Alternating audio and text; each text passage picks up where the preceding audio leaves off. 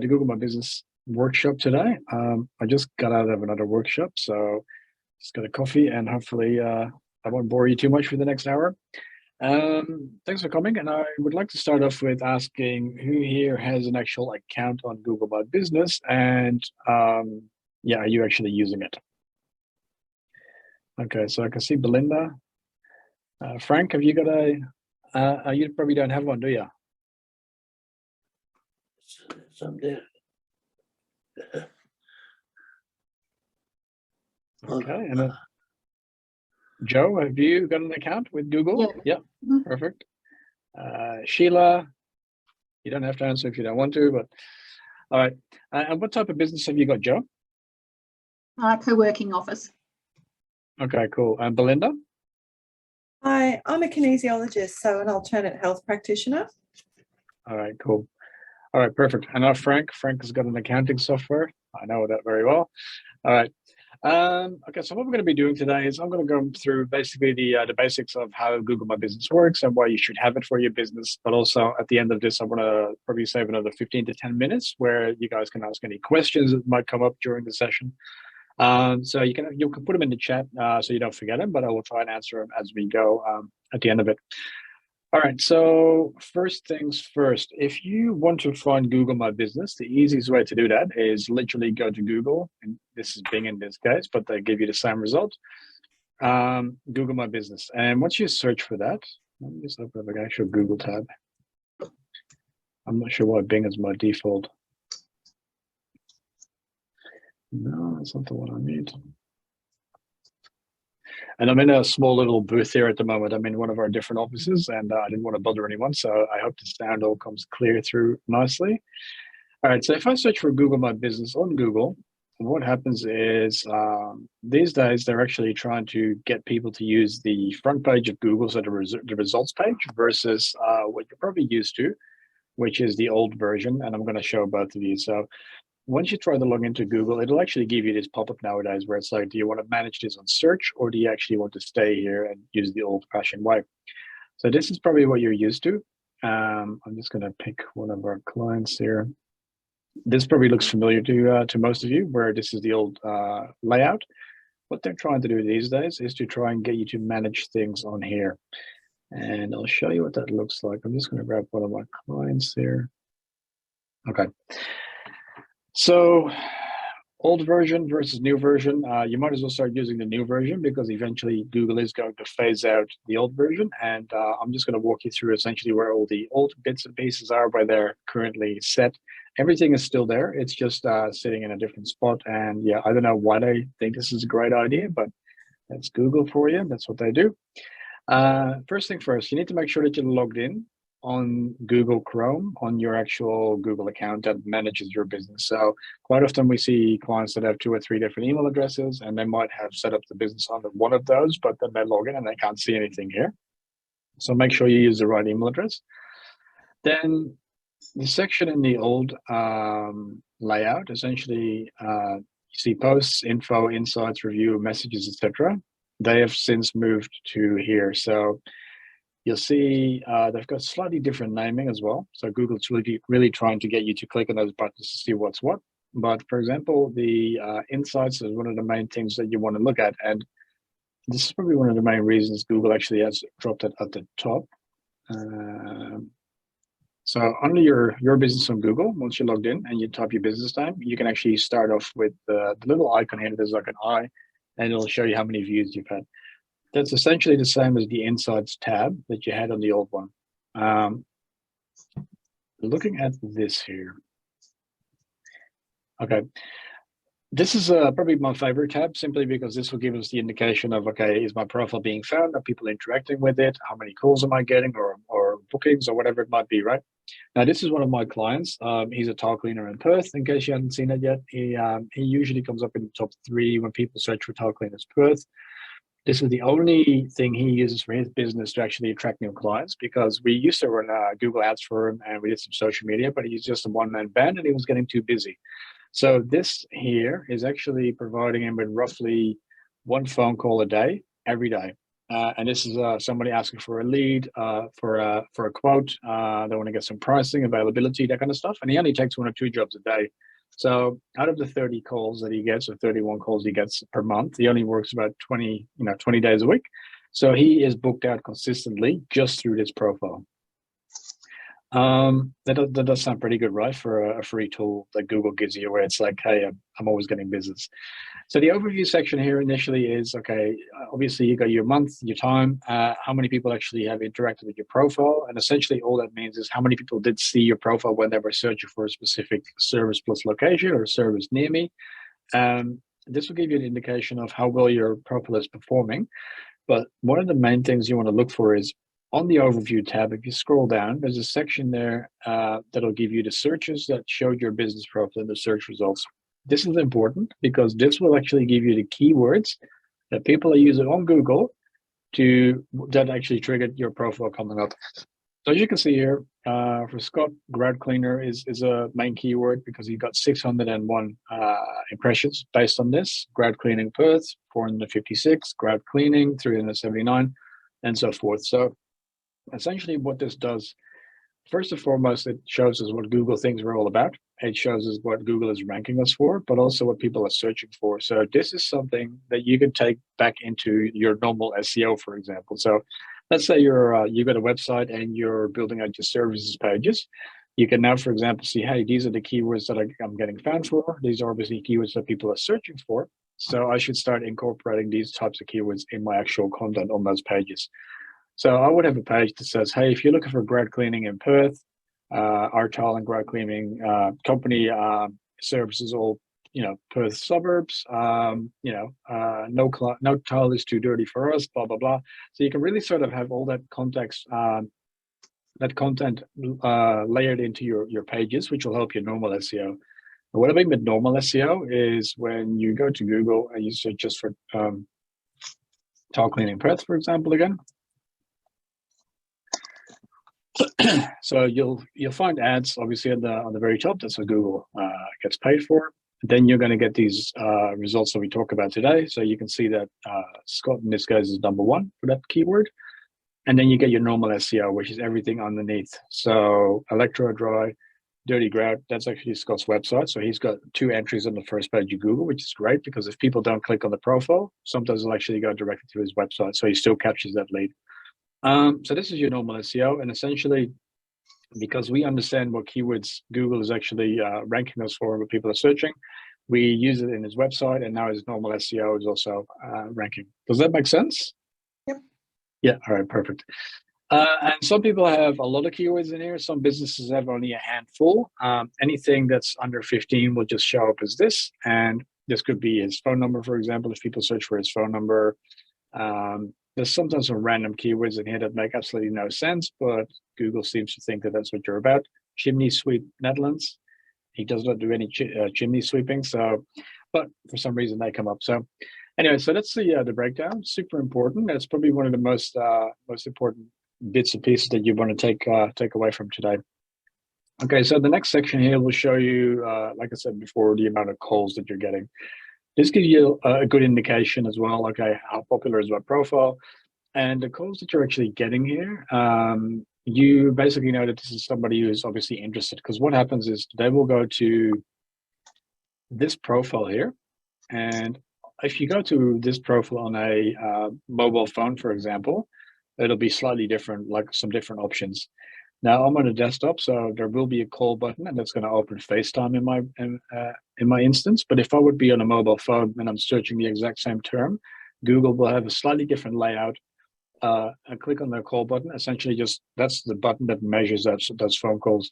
So even though it says here that he gets about 30, a phone call a day, if somebody would ring him based on this number here and they would calculate it manually, that actually doesn't get counted against this quota here.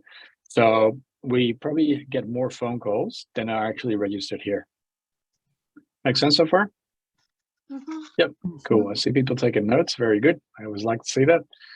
All right, so back in here, messages. Now, this is one of those things that, like I said, if you go to your mobile phone, if you enable messages, there'll be another box here, and that box essentially says send message. What that does, it'll basically open up a pop-up that says, hey, send a message to this business. And you can pre-populate that with a few questions like, are you looking for a quote? What day are you looking for to get the job done? What sort of budget have you got? So you can ask sort of questions from people before they actually reach out to you. And they can fill out the form, send the message, and you get the notification, and you can reply just like you'd be doing text messaging. Very handy because some people just don't want to pick up the phone. Some people don't want to go to the website and browse and try to find information about the services, and they just want to send you a quick message. Scott turned them off because essentially, I'll show you what that looks like in here. Essentially, he can't be bothered with the messages. He doesn't need them, and people go back and forth. And all he says is, "Hey, give me a call. Here's my number. If you want to get a quote, I've got a couple of questions for you." So you'll see some examples here. So, for example, Melissa, before he turned them off, which was back in February, clicked on the send message button, and you can see, okay, she was looking for service type cleaning. The date was this week, and then the location was Carversum. And the details like, hey, I'd like to request a quote on cleaning the tile grout in the living kitchen area, plus bathrooms, also quote on shower screen restoration, please. And what happens there, Google will actually see her profile and whatever phone number is attached to that. So Scott can essentially just click on that button and start a phone call with her. But he usually replies like this, hey, Melissa, it's best to call me at this number. I'm fully booked for the next 2 weeks. So he, like I said, he can pick and choose, which is great for him. And he's turned the messages off because he just spends too much time on them. Now, let's say you're in the business, you're servicing clients, and you might be busy for an hour with a client, and somebody messages you and you're not replying. So one of the things you can do is edit your welcome message. Now, your welcome message is essentially important because what you can do is like, hey, if I don't reply in the next 5 minutes, please call me on this number or send me an email at this email address. You can give somebody a next step, even if you're not available at this stage. So an automated message or a welcome message is very, very handy. Now, obviously, he's turned that off, as you can see, turn on, turn off chat. I won't turn it on because he's going to get messages and he won't be happy with that. But imagine that, right? A business owner who doesn't want to get messages. That's pretty good. But essentially, this is really, really important. So people, you probably found that you're going to be driving about 10 to 20% of people who don't want to call you will actually send you a message. And then you can initiate the call or whatever you want to do to get that lead through. As you can see here, he's got a couple. People here, actually leave him a nice review. Thanks so much for coming down and doing the trial cleaning, da, da, da. So it's pretty handy if, like, in a specific type of business where, you want to have some interaction that goes beyond just emails with the client. This is the perfect option to do it. And like I said, what happens here is on a mobile device, it will have the send message button. And you can test it after the session, right? You can actually enable the messages and then just Google yourself with your mobile phone, and you should see that come up. And then, or ask a friend or a colleague to send you a message, and you'll see how that all works. All right. Any questions on any of that so far? No, all good. No, all self-explanatory. Perfect. All right. Back in there. How do I move this? I don't like these sticky bars. All right. Okay. So messages will eventually show you how many messages you're getting per month or per whatever time frame you're looking at. Then bookings. Now, bookings is something that you can add a link to your profile if, for example, you want to jump on a Zoom call. So somebody, let's say you're a coach and somebody wants to book a discovery call with you, they can go through Calendly or Zoom or whatever you use. Essentially, what this measures is that in this profile, there would be an option that says something like, make a booking or book a call or schedule a call or something along those lines. And when people actually go there, they click and they do the booking, it'll pop up here. So quite handy. It's a little bit rudimental in terms of what you can do with this at Google, but it's quite handy in terms of, like I said, if you're a coach or a service business, sometimes when people just want to make that booking, it is quite useful to understand sort of what people are doing with your profile. And then website clicks, self-explanatory. This is how many people went to this profile and then figured I want to have a look at this website, and they clicked on his website. Now I'm going to have a look at his website. I just want to let you know that I did not make this. Somebody made this 15 years ago. but it's working, right? He's on the first page of Google. He actually gets the calls. And I'm a big believer of don't fix it if it's not broken, because as soon as you start making changes, chances are Google is going to reassess where he should be ranking, and that's not going to be great.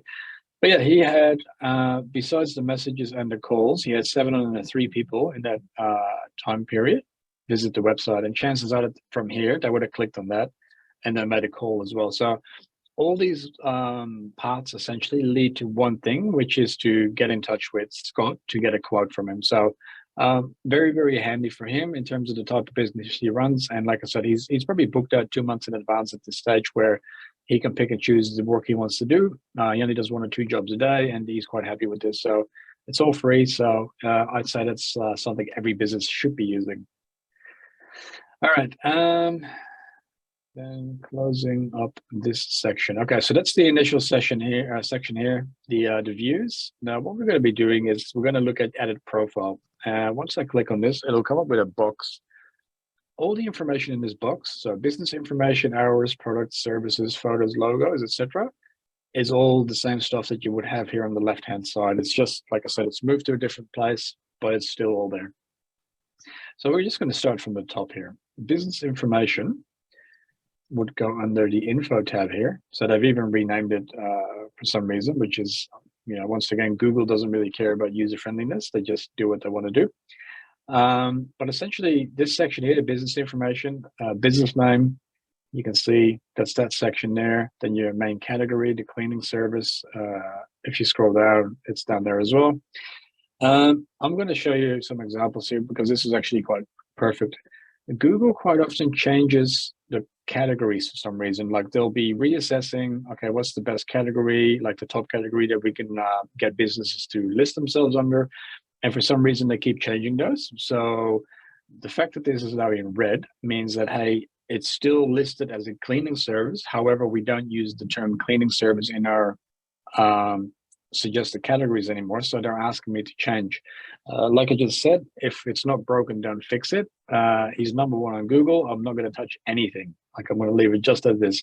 But you can see here now, for cleaning, they give us suggestions like window cleaning, upholstery cleaning service, leather cleaning service, commercial cleaning service, etc. And they're asking the business to actually pick a different category. Speaking of categories, I would normally say my rule of thumb is to have one main category, which is like your core offer, and then have one secondary if you can. Don't go overboard. Don't go like past 3, 4, or 5 categories, because every time you add a new category, you're basically telling Google, we do a little bit of everything. So we're not really specializing in like 1 or 2 main areas, and it will actually sort of hinder your ranking ability. Let's say you're a hotel and there is a restaurant or a bar attached to it. So you can definitely have like hotel, but also bar and restaurant as a secondary category there. But they don't go crazy like when you go like, public lobby, dance floor, like whatever it might be, whatever the hotel might have, it's not relevant because people already know it's in there. So don't go past 2. Okay, location. So this is a question I quite often get, right? So especially small businesses like one-man band, they don't necessarily, they're working from home and they don't want clients to know this is my business address. The problem is once you set up an account, and I'm sure most of you are already verified, but when you set up an account, they're asking you to verify through giving them the address, and then they'll send you a postcard.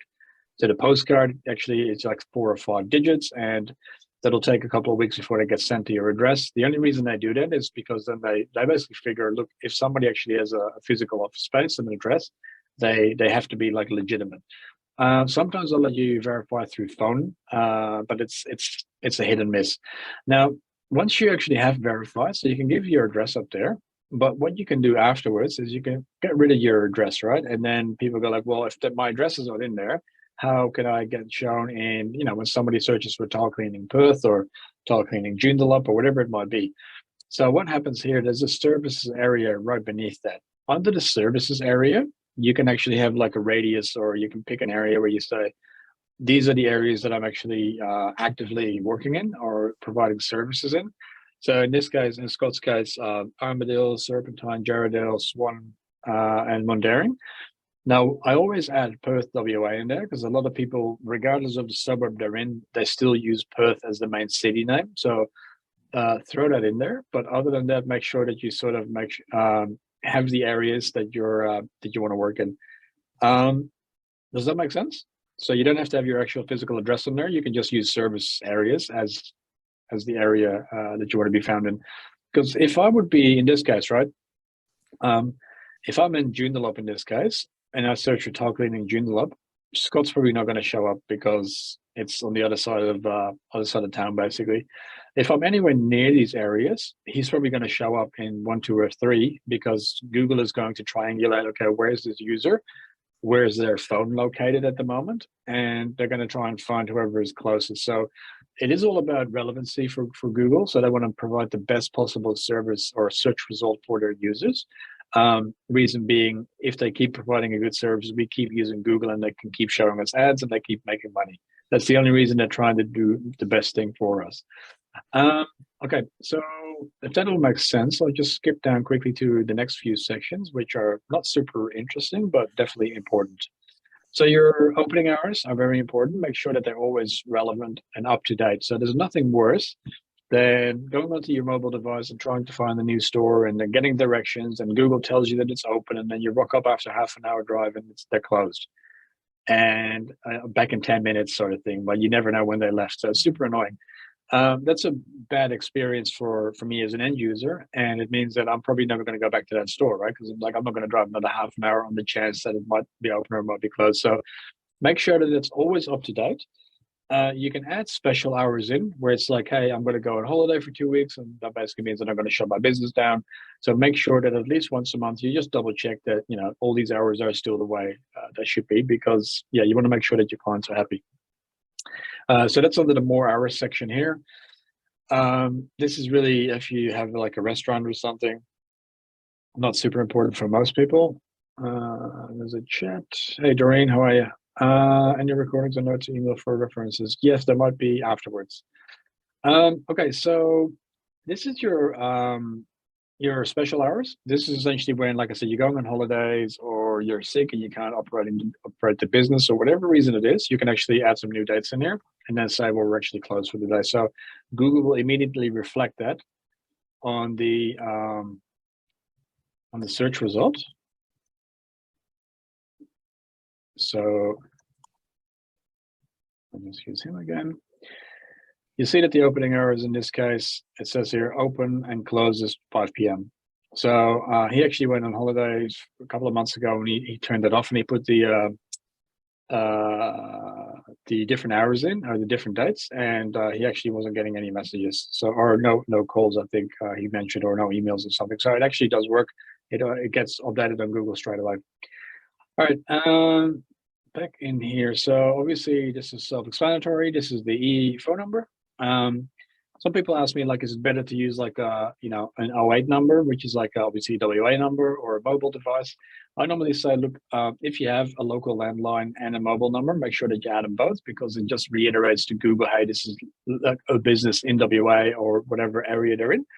The only thing is you can like buy a number. Like I can get a Sydney number, for example. Like there's a few services out there that'll give you a different state's number, so that's not too hard. So Google doesn't make like a big deal out of this, but it is an indicator like, hey, this business is really serious about being found in WA in that case. So that's what we're talking about there. This is discontinued. So you used to have a profile short name. Not sure what Google was doing with this. So Scott's business is called Dirty Grad, so we had Dirty Grad Perth as the business profile name, but yeah, Google doesn't use it anymore, so it's pointless talking about that. Website, self-explanatory. Make sure that you put your website in there so people can actually click on that, because that's just this button right here, and that'll give you the like I said, the analytics show you how many people actually click through on that, so people do visit it, so make sure it's in there. Products, this is appointments here. So the appointment link is what I just talked about as well. This could be a Zoom link, this could be a Calendly link where people can get onto your calendar and pick and choose a time. So that's why you add this one. Okay, so products is not for everyone. So products is essentially, I'll show you what that looks like. We tried this with Scott. We had like a tile cleaning product for $200 just to test it out to see what was working. The thing is that in this case, Scott has always got a different price because it's always a different size room, different distance. So his price point is always slightly different. But if you have like a services based business, or even like you're actually selling product that is the same price all the time, it's worth putting that all in here as products.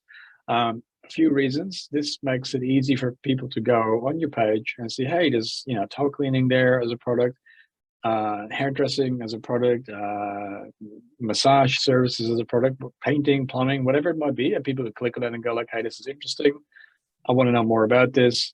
And this basically could be an item that somebody wants to buy. They can just click on the call button right there, or learn more, which will take them to the website. So it is like a little bit of a standout thing that you can use if you're so inclined to do so. Any questions on that? No, all makes sense. Perfect. All right, then back into the next section.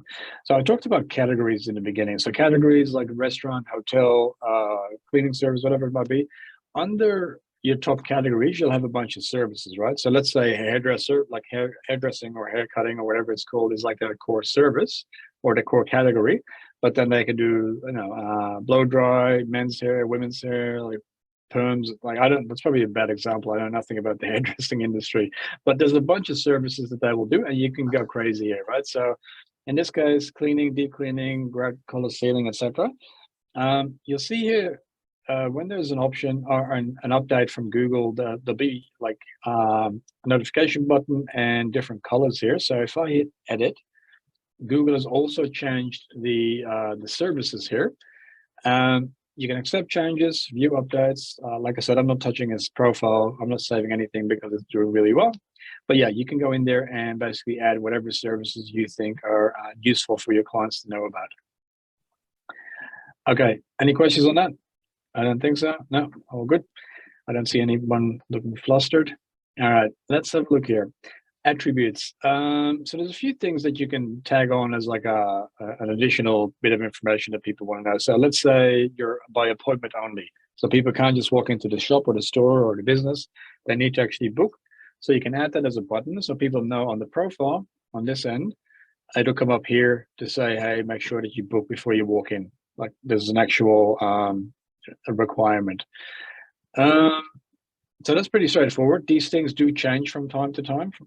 Google will add or remove options, same as they do with categories, same as they do with services. So keep an eye on it, even if you just log in once a month and just having a quick squiz. The other thing is people can basically suggest edits. So if I would go to this profile here, now I'm logged in, so it probably won't give me the option, but I can make a suggestion to say, hey, actually this business is closed, or it doesn't sell this product anymore, or whatever it might be. I can make a suggestion, and what happens in the back end here when I log in, it'll come up, it'll pop up to say, hey, people have suggested that this is a different phone number or website, whatever. Do you accept the changes, yes or no? So it doesn't change it for you. You can actually accept the changes. So people can't really mess with your profile. The only thing they can do, for example, is, and this happens quite a bit, where competitors report their competitors that they're closed or permanently moved, or some industries are nicer and not so nice than others. So you keep an eye on that. So any updates that come in will show up here, and yeah, you can get on top of that. All right. So we clicked on this already. So attributes, service options. No, that's all in the same section at the moment. Okay, so this section is important. This is your about section, which is essentially 750 characters, where you can tell people what you're all about and why they should do business with you. So if somebody goes to your profile here, it'll show up down here somewhere from the business. And then you can essentially put in, okay, this is who we are. So this could be a little elevator pitch, right? This is more like, this is who we are, this is what we do, and this is who we work with. And this will give somebody essentially more than enough information to make the decision whether they want to call you yes or no. The cool thing about this is you can use keywords, and you can probably see, birth, tile, and grout cleaning is a keyword that we try to rank for in this case. So we add that in there. Renovating is a keyword that probably people look for. Tile and grout cleaning. Once again, we added a keyword in there. So we make sure we write it for humans, so we don't have spam in there, but we do want to make sure that we use some of the keywords for our services in there. So Google does pick up on this. They will look at this and go like, okay, so obviously there are tile cleaners and grout cleaners in Perth. They will keep that in mind when they start assessing where they should be ranking you. Does that make sense? Mhm. Yeah. Okay, cool. And then I said, normally I said, try to get as close as you can to 750. Sometimes people just, they're lazy and they just copy and paste some of the about stuff and it gets cut off halfway through. Make sure that this is, you spend some time on this because this is essentially your elevator pitch for somebody to make a decision whether they want to call you yes or no. So it is important.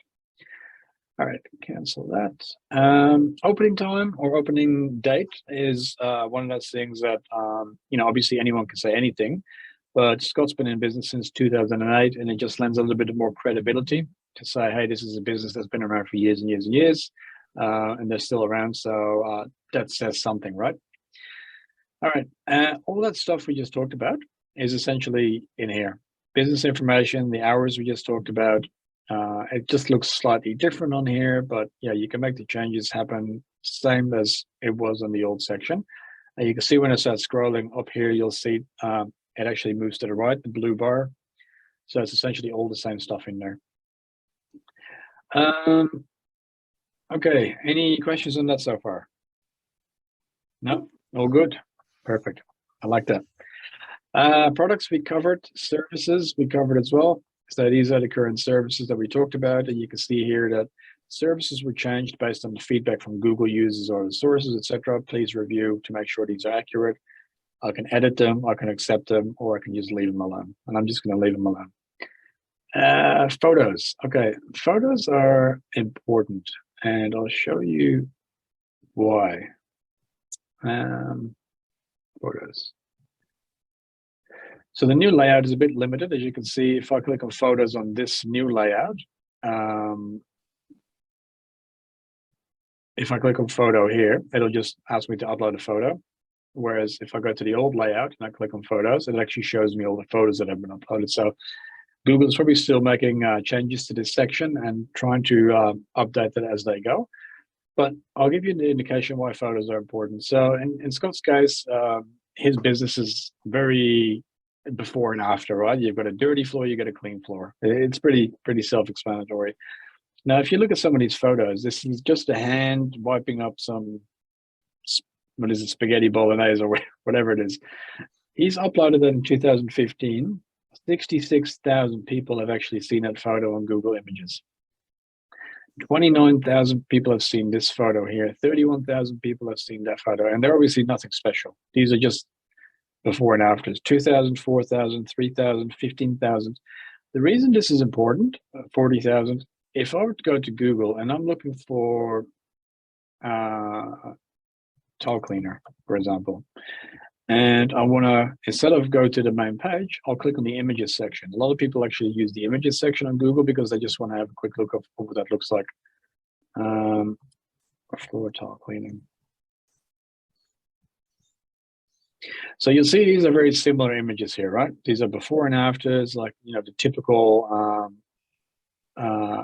this is the end result of the work that we do for you. Now, what happens here? If I would look at one of these and I go like, oh, that looks kind of like my floors or my tiles or this one here, and it looks like a great job. I'm going to click on that. Now the image shows up and I'm like, yeah, that looks good. I want to know more. And I'll click on the image again. And what happens now, I actually end up on their website. So it will drive clicks, it'll drive traffic, and every photo that gets put up on Google Business Profile will also start populating the Google search results. And this is why he's getting a lot of hits basically on those photos. So it's definitely something to keep in mind, that people will search Google on images and actually end up on your website and make a booking, because they can see the end result here. And this is like, hey, this is exactly what I want. Like, that's my color tiles and my sort of floor, whatever it is. And now they're already convinced themselves that, hey, I probably should talk to these guys because I want to work with them. That example is probably not the best example because that looks like a blog. But if I go for commercial cleaning, so I click on that one. And yeah, so this page already is a lot better. You know, there's a request a free quote, book an appointment. So there is a call to action on this landing page straight away. So I went from Google to finding some images to now being, here you go. There's a chat box that opens up. So they really want me to, you know, get in touch with them, and this is how they get their business. So you always want to make sure that there's a next step, right? You don't want to just send somebody to a page and then, you know, thanks for reading, have a nice day. Like, no, you should really have like, okay, if you're interested, give us a call. Here's a number, send us an email, send us a message, whatever it might be. All right, cool. Back to this session here. Some of the stuff, obviously, you can upload videos. The team photos is essentially, you know, when you want to put maybe your staff on there and they're doing some, you know, whatever Christmas party stuff, or yeah, you can put a few different things in there. Okay, so under the identity section, you can have a cover photo and your logo. So that will come up. For example, on here, you can see his photo gets used there as a logo, etc. So Google uses those to populate the fields in the sections that actually request that. All right, products we covered, services we covered. Now there's a button. Who's ever seen this website button and who's clicked it? Okay, now what happens if you click that link is that Google will build you a website like straight away, automatically from a template, and you can't get rid of it. I hate it. I don't click it. I got OCD, so if I can't get rid of it, then that's going to annoy the crap out of me. But if you click on it, it'll basically, if somebody, let's say you don't have a website for your business and you really want something that you don't want to pay for, you can click that and it'll build based on the information that you give from your profile. It'll actually build that website for you. You can attach your domain name to it, so it's essentially a real website. It's not great. It's like I said, well, it is free, so you kind of get what you pay for. But it could be an option if you're just starting out or you don't necessarily know what you want to do for a website. You can click that button and generate something. Okay, then users. That's the last section here. This is essentially when you, for example, hire someone like myself, or an agency to optimize and tweak and adjust and manage your profile for you. You can go in there and say, well, I want to add a new person. Always make sure that when you add somebody, you give them manager privileges and not owner or primary owner, because they don't really need those two. I just got this because actually I think I set this up for Scotland way back when. But usually an agency or a freelancer manager should be more than enough.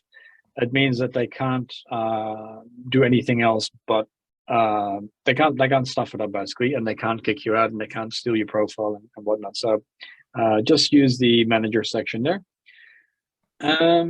And that's really it. All the other stuff down here is really Google trying to get you to sign up for Google Ads or get a Google Workspace account that you pay for. Add a new businesses when you have multiple locations, and basically it'll give you another profile that you have to fill out. And any of this stuff is not really relevant for you guys. So if I go back in here, edit profile, we just talked about, we saw the box. Promote, we'll create like the Google Ads, and they'll basically say, oh, here's some credit, and we'd love for you to, to show up on Google. And so that stuff is all in here. Now, one thing that's important, there's an ask for reviews section there. So I'll click back out of that. So if you click on the promote button there, there's an option to get an ask for review, and this is a link that they'll give you. So this link, and I'll show you what that does. If I open up a new tab and I use that link specifically, it'll immediately direct me with the pop-up to leave my review on the spot. Now, back in the day, it used to be like you do a job for your client, you say, hey, I'd love to get a Google review. They would have to go to Google, search your business name, go to the maps, go to the actual profile, click on the reviews, click add on the review, and like that, click 6, 7, 8 times to actually get to this stage. And most people kind of go like, I don't know where to find this, and they just don't bother. So if you actually get that link and you use that, and for example, once you've done a job, you can send out an invoice or whatever it might be, and have a little link underneath that says, hey, I'd love to get a review from you. They click on it, it automatically comes up with this screen straight away, and they can immediately give you like a 5-star or 1-star review, depending how good or bad you did your job. But essentially, that's super easy, and people are much more inclined to actually leave you a review straight on the spot. Some cool things you can do with that as well. There's a website called QR Studio, QRcode.studio. And what you can essentially do, so if you would grab this link here, which is always going to be the same link, you can create a QR code from that. And, you can, for example, put your logo in there if you want to. If somebody would scan this, it still opens up that same screen we just looked at with the review pop-up straight out of the box. And essentially, it's a branded QR code. Now, if you ever want to change, like let's say you print out a bunch of these stickers, the cool thing with this tool is you can change the link that is associated with the QR code. So let's say, you got a bunch of stickers around town or whatever, or on marketing stuff, and you don't really want to send them to your Google profile anymore. You can actually now send them to your homepage or to a sales page or whatever website that has a link. You can actually make a change there. So it's super handy, not having to like redo all your marketing stuff and whatever. So you just change the link. Does that make sense? Yeah. The other cool thing is with that, you can see how many times people scan. So you can see, okay, these are the cities, these are the devices that they use. These are the people that actually scanning these codes. So it gives you a little bit of data and understanding what people do. All right, back to this section. So that's an important one. Under the Promote tab, ask for reviews. Add updates. Updates is essentially something like a blog post or a news article or whatever you want to put up there. This is something that I don't really do, but it's something that you can do in terms of if you have an update, like we got new stock, new opening hours, got a new staff member, we got a new office, like, some updates that you can actually give your clients to go like, okay, that's interesting to know. You add your photos. You can have some buttons there that says, hey, I want to learn more about whatever you're talking about here or where to buy whatever you've got for sale. So definitely something to look into if there's something you're interested in.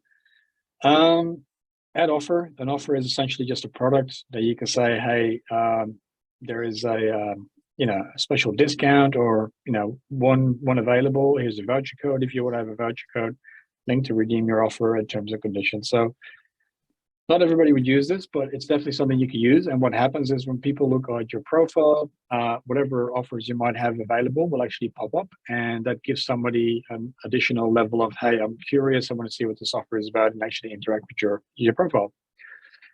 All right, and add event, same thing. You can add an event if you have like a free trial day for like a gym or something or whatever it is. You can add these things in here, and people will see those when they look at it. All right. Okay, customers, this is the review section and the messages. So we covered the messages section. Now the reviews is very basic. Essentially, you can, as a business owner, you can reply or engage and interact with the actual reviews that they give you. One thing I would say is sometimes, and I'm sure we've all seen it, like you go to a review section and somebody gets a 1-star review, and then the owner, like the customer complains and the owner gets mad and they start fighting, like, no, that's not true and it's not true and blah, blah. Always keep it professional. Just say, I'm really sorry that you had this experience. Here's our phone number, here's our email. Please get in touch with us and we'll try to make this right. Because what happens there is you're showing that you're actually actively engaging with everyone, all your clients. So everyone else that looks at it goes, that's handled professionally, and obviously they're not just ignoring them. The worst thing you can do is actually pick a fight with a client, because you're never going to ever win that. So be careful with that. I know sometimes people's emotions flare up, and it's like, but yeah, don't go fighting in comments. All right.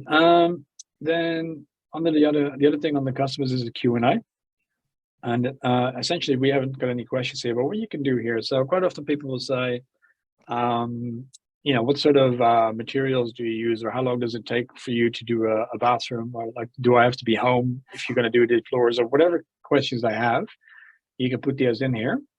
And what happens there is on your profile on Google, it will have your frequently asked questions. So let's say somebody has a couple of, like you'll have a bunch of questions that will be coming back every single time. You can fill those out there. The good thing is people can immediately get the answers that they were looking for. Plus you have more keywords on your profile, which will help you rank better. So definitely make use of that as well if you have questions that you get asked a lot. And then I think that's the last section. Yeah, we covered reviews. Cancel that. Now on here, you see the two arrows, a left arrow and a right arrow. You can click on those, and some of these functions that are up in here are also down in here. So the Get More Review tab is essentially the same thing. It just gives you the code. Turn on the chat is when you send your messages. You turn your messages on and off, and your performance for this month. It'll show you what we talked about in the very beginning. Oh, one more thing that is probably interesting. You can sort of see which platforms or what devices people are using. So in this case, it's 60% for mobile. So 60% will actually use one of these to find Scott and get in touch with them. But then people sometimes just go home afterwards, or they might have like an office job.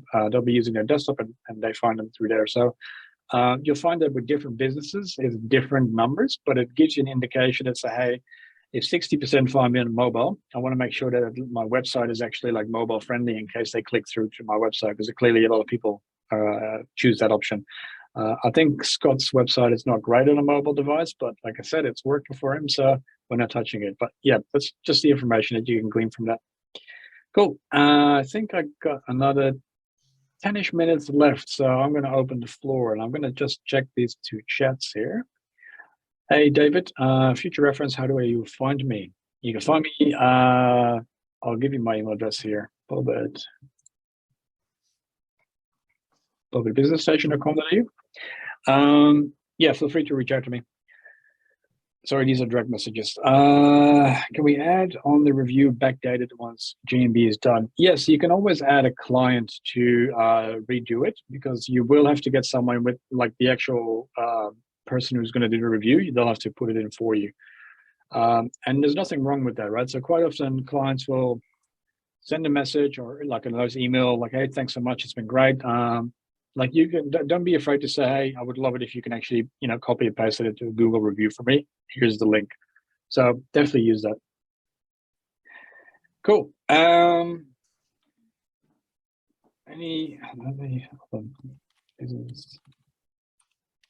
make this a public message. I always mess this up with Zoom where I send private messages instead of public messages. There we go. buzzardstation.com.au. Okay, any questions? Yep. Yes, Joe. Yes. When you're setting up the QR codes, like through Google My Business, can you add that code like onto your business card or brochures so that it would link straight back into Google My Business? Yeah, so what I would do there, right? Because a lot of people ask me this question, and you need to understand like where the client is at. Like if you just give somebody your business card and they haven't done any business with you, it's a bit weird. So I would essentially put QR code, for example, on invoices. So once the job is done, they get an invoice and it's like, I would love a 5-star rating. Here's the QR code.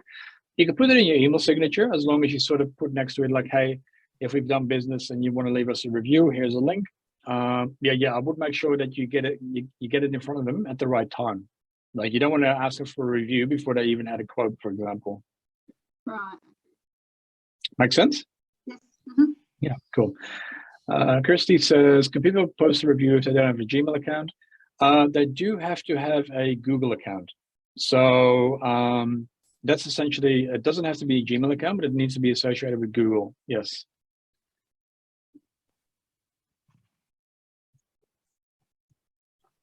And sorry, I have another question for you, Bob. With the messages section, can you customize those messages to your business, or are they default questions? Which questions are we talking about? So when you go into the first part, when you're setting up your profile, and when you're setting up like calls and messages,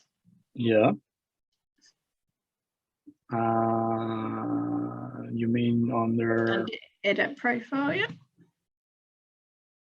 down on the business information? Like I'm not sure which section you mean. Where you can like put where your phone call came in, and then you can set up messages so people can message you. Yeah. So you want to have the where is it? Promote. And okay, I'm lost now. Hold on. Customers. Yeah, messages. Customers. Yeah, I'm still getting used to the new layout. It's horrible. Yeah, so if you turn on the chat here, I won't do that here, but there's the 3 buttons up here in the new layout. And if you click on that, there's the chat settings. And under there, you can actually, so this essentially when I turn this on, it's going to show me some more options, but I'll look at the other side here. because this is same. What happens here under the chat settings? The welcome message can be anything you want it to be. Okay. Yeah. Now, normally, like I said, what I would suggest is to make sure that it's a next step. So don't leave someone hanging. Basically say, here's my phone number, or leave your phone number, or send me an email, or go to my Facebook page, or whatever it might be. That is the next step for them. Right. Yeah. And then the read receipts, or the read receipts obviously means that clients know that, okay, this message has actually gone through and they understand. Most people will be understanding, like, oh, they might be busy and they don't reply straight away. So this will actually sort of reinforce that a little bit. So, hey, we'll get to you when we actually read this. Mm-hmm. Okay. Yep. All right. Thank you. You're welcome. Okay. Any other questions? Okay, I got hands up. Belinda? Yeah, I've got a question. I was just confused with the new changes as to where I was going to manage the Google My Business account now. And I thought it was pushing me over to Maps. But what I've learned is there's the option to choose Maps or Services section. Is that right? Yeah, so if you just go to Google, and the easiest way to do it is to make sure you're logged in, and then just search for Google My Business. Because what happens here, this box, only if you're logged in, whatever you manage, you'll see this box appear for yourself. Yeah. Because I normally use the app, and it was the app that I thought kept prompting me to go to Maps. And I was like, oh, I need to learn the new changes, but I haven't logged in on the desktop for a long time. So yeah. So I don't think the pop-up's going to come. Yeah, so the pop-up came before, and it basically says, hey, there's a new way to manage your profile. Would you like to go there or stay here? So it will give you the option, but they're really trying to get people to go down the new route, basically. Yeah, look, you're better off just moving over and learning. I've learned.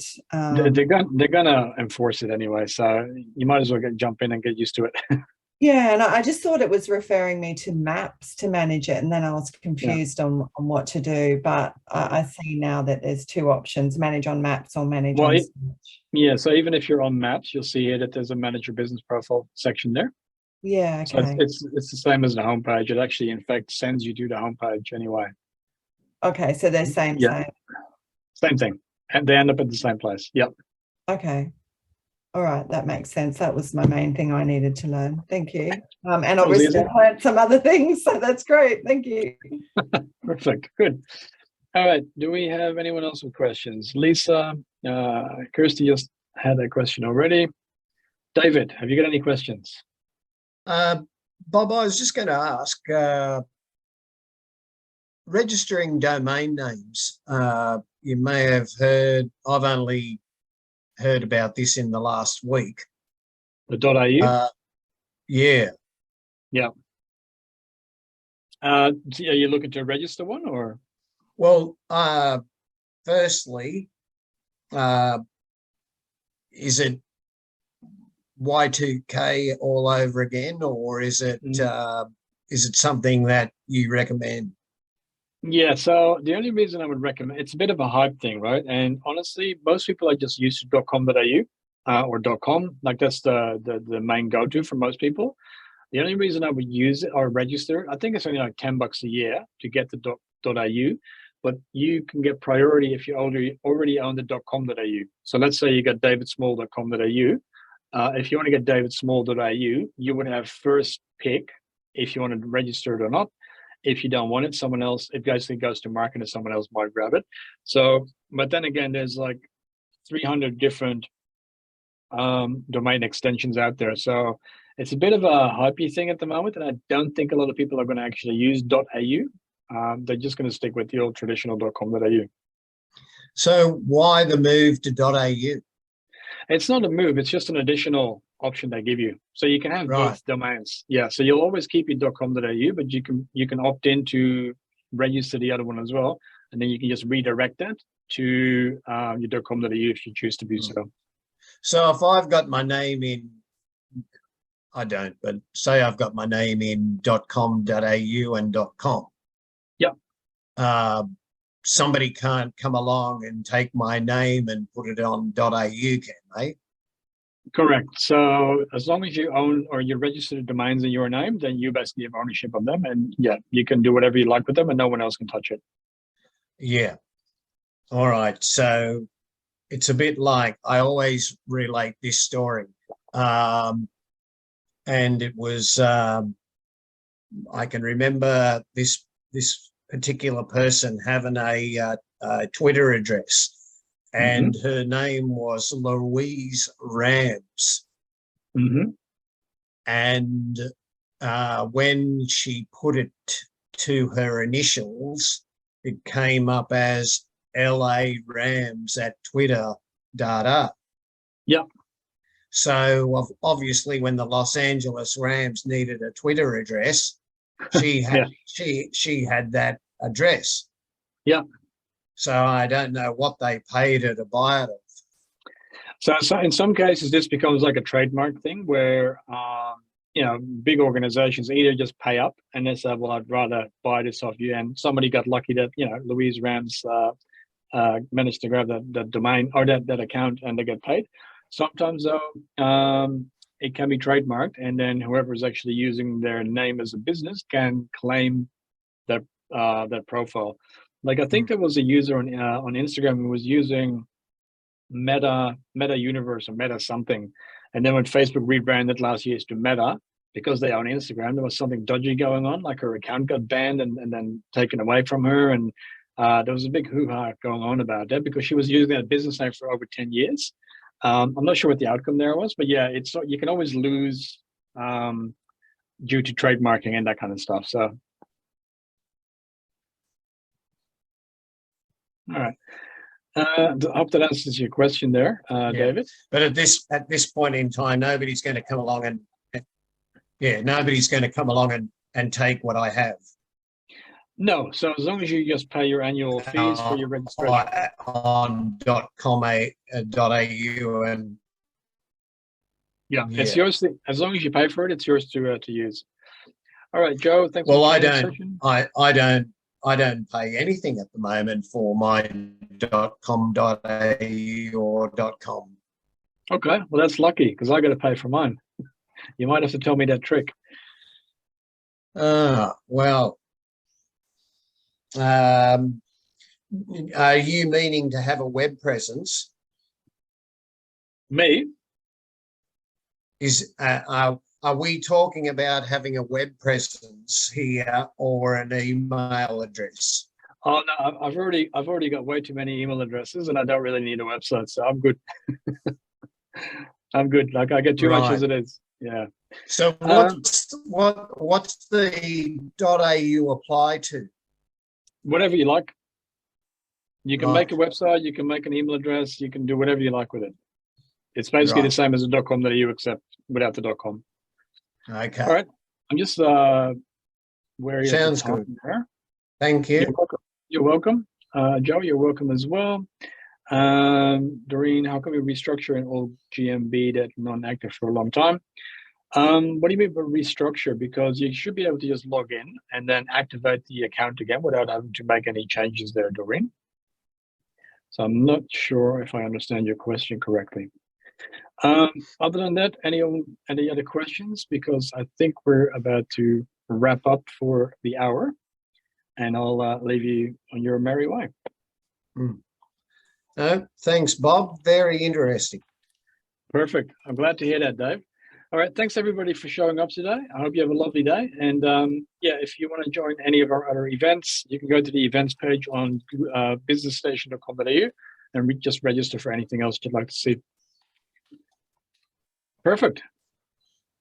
Thank you. You're welcome. Have a great day. Thank you. Bye-bye.